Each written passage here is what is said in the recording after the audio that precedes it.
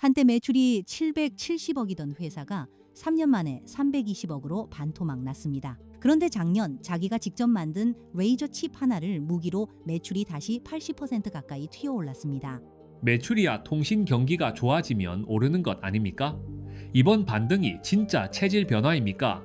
아니면 사이클에 올라탄 반짝입니까?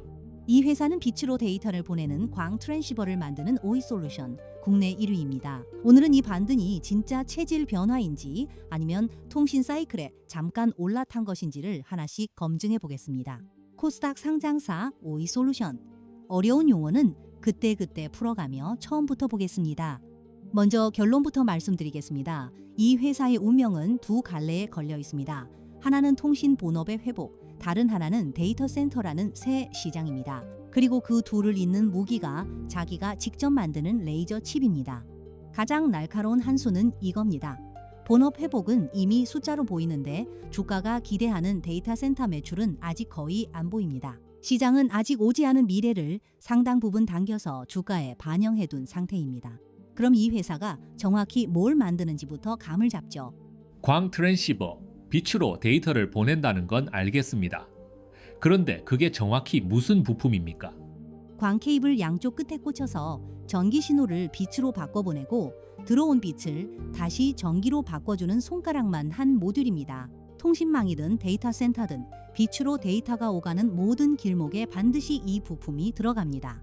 모듈 안을 뜯어보면 층이 있습니다. 맨 안쪽에 빛을 만드는 레이저 칩, 그 빛을 받는 수광 칩, 이걸 광섬유에 정밀하게 맞춘 부품, 그리고 이 모듈을 감싼 완성 모듈입니다. 이 가운데 가장 비싸고 핵심인 게 맨 안쪽 레이저 칩입니다.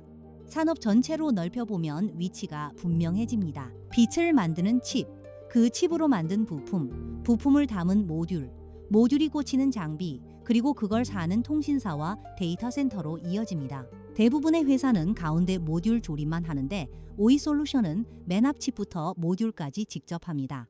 칩을 직접 만드는 게 그렇게 대단한 겁니까? 다른 트랜시버 회사들도 다 하는 것 아닙니까?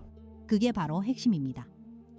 글로벌 거인 몇 곳을 빼면 대부분의 트랜시버 회사는 이 레이저 칩을 밖에서 사다 씁니다. 그런데 이 칩이 트랜시버 원가의 30%나 됩니다. 오이솔루션은 국내에서 유일하게 이 칩을 직접 설계하고 만듭니다. 같은 매출이라도 더 많이 남는 구조죠. 자, 그럼 오프닝의 그 반등을 숫자로 풀어보겠습니다. 매출 곡선을 보시죠. 2022년 770억에서 2024년 320억까지 반토막 났다가 2025년에 574억으로 80% 가까이 튀어올랐습니다. 그리고 올해 1분기에도 1년 전보다 28% 늘며 반등을 이어갔습니다.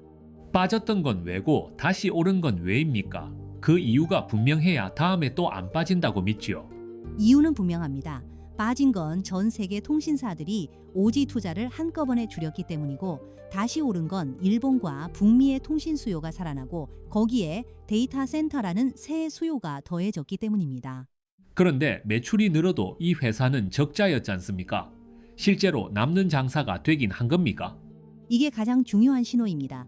팔수록 손해였던 회사가 남는 회사로 바뀌었습니다. 원가를 빼고 남는 비율인 매출 총이익률이 2024년엔 마이너스 15%, 그러니까 팔수록 손해였는데 올해 1분기엔 플러스 25%로 돌아섰습니다.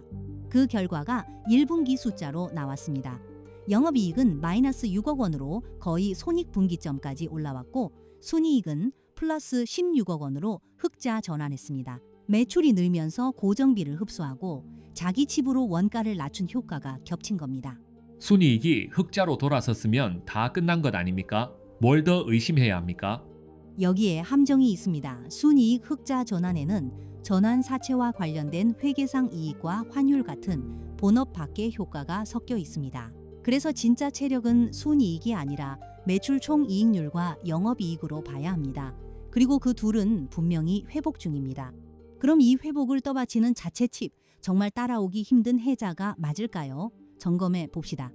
오이솔루션의 무기는 광반도체 칩 기술입니다. 빛의 색, 그러니까 파장을 자유롭게 바꾸는 레이저를 세계에서 세 번째로 개발했고 작년엔 고급 트랜시버용 핵심 칩을 올해는 100기가급 고속 레이저 칩까지 국내에서 처음으로 자체 생산했습니다. 관련 특허만 30건이 넘습니다. 그런데 글로벌 1등들은 규모가 수십 배 아닙니까? 국내 1등이라지만 세계 시장에서 점유율은 도대체 얼마나 됩니까? 정확한 지적입니다. 세계 점유율은 1%도 채 안 되니까요. 데이터 센터 모듈을 대량으로 찍어내는 물량 싸움에서는 중국과 미국 거인들의 한참 뒤진 후발이죠. 그러면 뭘로 싸우느냐? 물량이 아니라 칩을 직접 만들어 얻는 원가입니다. 애초에 싸움의 종목이 다른 겁니다. 이제 가장 예민한 질문입니다. 주가를 끌어올린 AI 데이터 센터. 거기서 진짜 매출이 나고 있는 걸까요? 1.6테라니 CPO니 발표는 화려하던데요. 그거 아직 샘플 단계 아닙니까? 실제로 돈이 들어온 매출이 있긴 합니까? 솔직하게 말씀드리면 아직 대부분 샘플과 전시 단계입니다. 회사의 로드맵을 보면 올해는 800기가로 발을 들이고 하반기에 1.6테라를 본격 투입한 뒤 차세대 부품인 외부 광원은 내년부터 시장에 진입합니다. 그 외부 광원 샘플조차 올해 3분기에야 나갑니다. 지금 매출은 여전히 통신 본업이 대부분입니다. 그래서 데이터 센터는 이미 된 일이 아니라 될지 지켜보는 옵션입니다. 다만 시장 자체가 1년에 60%씩 크는 초고성장이라 자체 칩을 가진 OE솔루션이 자리만 제대로 잡으면 판 자체가 통째로 커집니다. 그러니 당장의 실적은 신사업이 아니라 본업이 끌고 갑니다. 그 본업 회복은 믿어도 되는 걸까요? 본업 회복은 추정이 아니라 실제 주문으로 확인됩니다. 일본 최대 통신사 NTT향 물량이 1년 전보다 2배 이상으로 늘었고 미국에서는 61조 원짜리 농어촌 광통신망 보조금에 올라타 유선 대형 고객으로부터 25억 원짜리 양산 수주를 따냈습니다. 2023년에 통신 투자가 줄면서 매출이 반토막 났지 않습니까? 그 사이클이 또 꺾이면 이번 회복도 도루묵 아닙니까? 맞습니다. 통신 사이클이 다시 둔화될 위험은 늘 있죠. 다만 이번엔 기댈 다리가 늘었습니다. 일본과 북미라는 새 지역, 거기에 데이터 센터라는 새 수요까지 한 다리가 아니라 여러 다리로 서 있다는 점이 지난번 반토막 때와는 다릅니다. 여기서 곡간을 점검하고 가겠습니다. 적자를 오래 견디온 회사니까요. 전환사채를 250억 원이나 찍었다던데요. 그럼 주식수가 계속 늘어서 기존 주주들 지분이 자꾸 희석되는 것 아닙니까? 솔직히 그게 이 회사의 약점입니다. 2024년에 찍은 250억 전환사채가 주가가 오르면서 67%까지 주식으로 바뀌었고 그만큼 기존 주주 지분이 희석됐습니다. 다만 그 과정에서 빚을 갚아 부채 비율은 오히려 86%에서 58%로 좋아졌습니다. 정리하면 전환사채 희석은 분명한 약점이지만 막바지에 와 있습니다. 남은 미전환 물량은 발행 주식의 6% 남짓이고 현금은 174억 원으로 단기 유동성에 급할 건 없습니다. 곡간 자체가 위험한 상황은 아닙니다. 이제 가장 예민한 부분, 밸류에이션입니다. 증권사 한 곳이 목표가로 6만 원을 부르던데요. 지금 주가의 2배가 넘습니다. 단독 커버리지에 그렇게 높은 목표가 너무 비싼 것 아닙니까? 비교군과 나란히 놓아보면 답이 양면적입니다. OE솔루션은 매출 대비 시가총액이 약 6배인데 사업이 가장 비슷한 직접 경쟁사 라이트로는 10배죠. 매출 대비로는 오히려 OE솔루션이 더 쌉니다. 다만 자기 자본 대비로 보면 비교군 중에선 비싼 편이고요. 그 6만 원 목표가는 자기 자본 대비 12배라는 공격적인 가정 위에 서 있습니다. 데이터 센터 성공을 상당 부분 미리 반영한 값이죠. 게다가 목표가를 낸 곳이 한 군데뿐이라 시장 합의도 얇습니다. 그래서 이 영상도 임의의 목표가는 제시하지 않습니다. 참고로 현재 시가총액은 약 3,400억 원, 주가는 27,600원입니다. 그럼 우리가 틀린다면 어떤 경우일까요? 약점을 정직하게 보겠습니다. 4가지입니다. 첫째, 데이터 센터 매출이 샘플 단계에 오래 머물면 주가가 미리 반영한 성장 기대가 빠지죠. 둘째, 통신사 투자가 다시 둔화되면 본업 회복도 멈춥니다.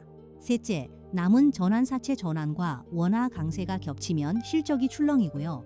넷째, 글로벌 거인들과의 규모 격차는 여전히 큽니다. 수급도 봐야 합니다. 이 종목 변동성이 정말 큽니다.